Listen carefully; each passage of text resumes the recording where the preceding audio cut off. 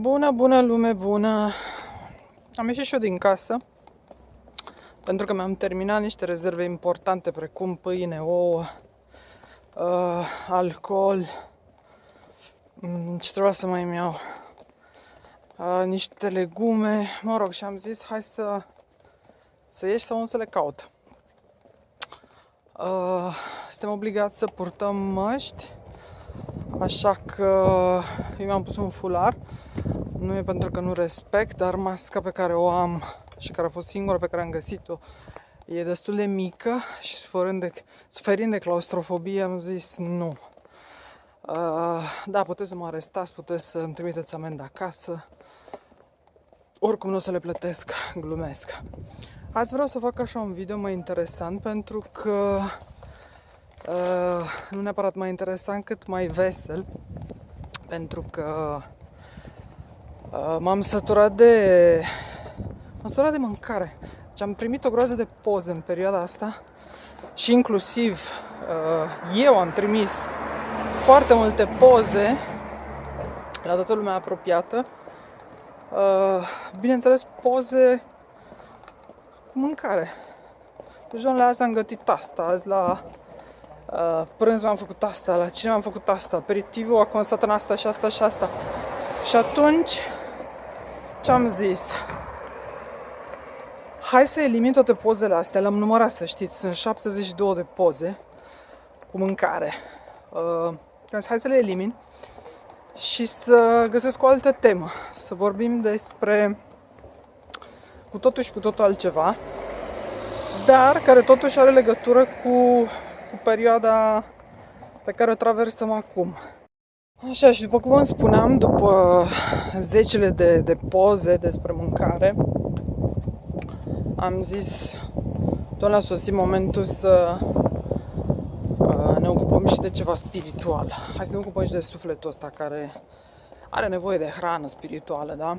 Nu e că sunt eu vreo spiritual așa, dar am zis totuși avem nevoie. Și mi-a venit ideea de vlog. Ne aflăm în săptămâna Paștelui, la catolici, săptămâna patimilor. A noastră va fi săptămâna viitoare, deci pentru cel ortodox. Și mi-a venit ideea să întreb persoanele din viața mea, deci persoane apropiate, despre cum percep ei această săptămână, mai ales acum că trăim în izolare. Și am trimis mesajele. Am primit mesaje înapoi, bineînțeles. Și ce a fost interesant să constat că foarte puțină lume crede, aproape nimeni din cei pe care am întrebat. Nu neapărat că nu cred în Dumnezeu sau nu cred în această formă superioară care ne ajută totuși să trăim viața de zi cu zi, cât mai mult de atât nu cred în biserică, deci în instituțiile care promovează tot ce înseamnă aspectele religioase. A fost interesant să descoper și câteva răspunsuri foarte profunde și foarte metafizice legate de legătura dintre Dumnezeu și iubire. De fapt, prin iubire putem depăși orice și putem trăi altfel.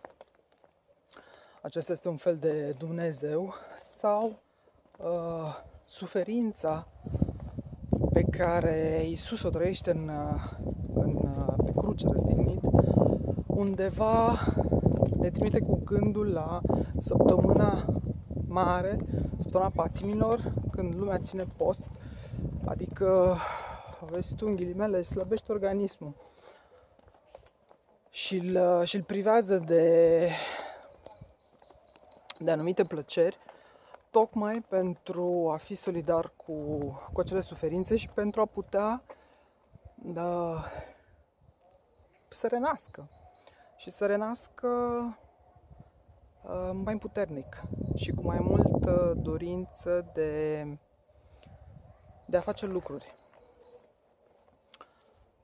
Și atunci am zis, doamne, hai să vedem despre ce e vorba cu Paștele catolic și cu Paștele ortodox. Deci eu acum trăiesc în această săptămână, practic, săptămâna mare la catolici.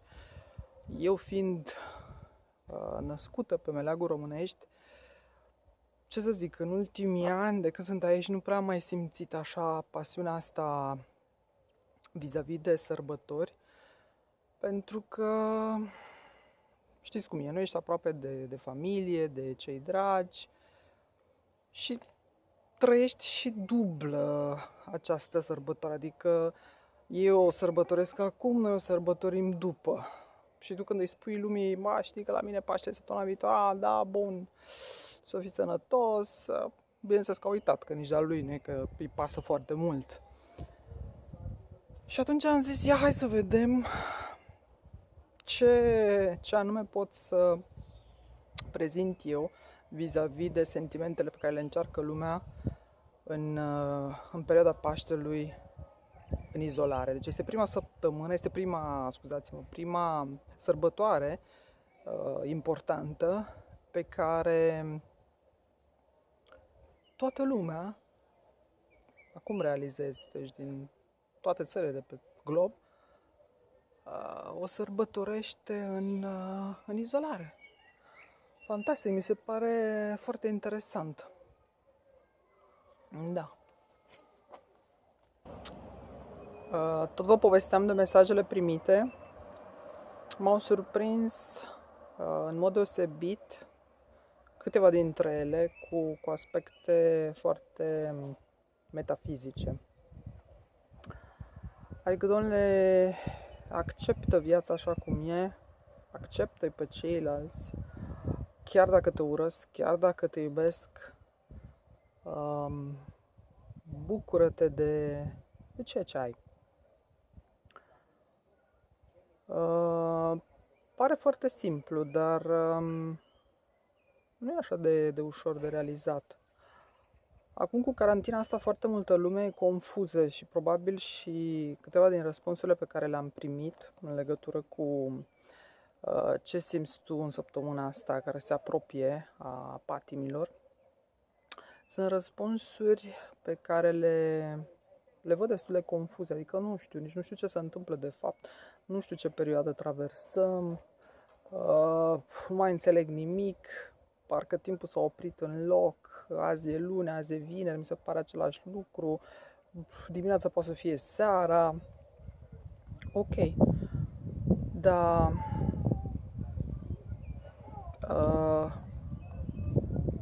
puțini dintre noi cred că au totuși capacitatea să se oprească într-adevăr, să renunțe la tot ce înseamnă comunicarea asta exagerată. Deci să stai calare pe telefon, să te uiți non-stop la știri, să răspunzi imediat la mesajele pe care ți le trimite, nu știu, o rudă sau un prieten sau bla bla. Deci, domnule, izolarea asta și sărbătorile astea, pentru mine cel puțin, aș vrea să însemne o izolare într-adevăr serioasă. Adică nu pot să arunc telefonul pentru că am nevoie de el, pentru că trebuie să mă filmez, glumesc. Dar să-l pun undeva, într-un loc și să fac uz așa foarte limitat. Adică, nu știu, maxim 5 minute, 10 minute pe zi.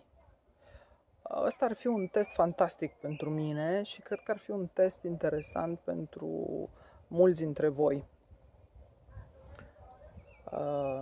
E așa o idee, probabil, care v-a trecut prin cap, dar pe care n-ați putut-o pune în practică. Și atunci vă sfidez, vă zic, haideți ca în săptămâna asta a patimilor ok, cine vrea să țină post, să țină post, cine vrea să fie mai bun, să fie mai bun, dar eu zic că trebuie să fii bun tot timpul și postul, Doamne, trebuie să ai grijă ce mănânci, da? Nu e că e săptămâna patimilor acum și, vezi, dragă Doamne, mai mănânci ou, mai mănânci carne și după aia te îmbuim cu de toate. Nu. Deci dacă vrei să fii atent, ești atent tot anul. Dacă vrei să crezi în orice moment al vieții tale, nu numai când suferi. Și mă opresc aici pentru că nu vreau să intru în tema asta, care mi se pare o temă foarte complexă și pentru care trebuie să fii foarte, foarte pregătit. Nu neg că m-am informat, am citit zilele astea în legătură cu câteva religii importante, dar prefer să nu public aici nimic din ceea ce are legătură cu aspectele religioase. Deci, sfida, repet, e să-mi spuneți dacă reușiți să abandonați pentru mult timp, pentru cât timp puteți, telefonul, da? Telefonul, televizorul, în general, tot ce înseamnă distragerea, da? Salutare! Uitam o singură chestie. Să vă arăt că totuși am fost să-mi cumpăr chestii, da? Nu le-am găsit pe toate, probabil o să le iau în altă fază, pe celelalte. Deocamdată mă mulțumesc și eu cu cât am găsit și ce să zic, aștept să înțeleg dacă cineva a avut o reacție vis-a-vis de sfida asta pe care am lansat-o, să reușim să ne deconectăm de la tot ce înseamnă telefoane, calculatoare, televizoare, mă rog, ce considerați voi că vă bruiază, în ghilimele, în această, vă poate bruia în această săptămână a Paștelui. Vă pup de la Milano. Aici totuși treburile parcă se îndreaptă spre un făgaș cât de cât mai normal.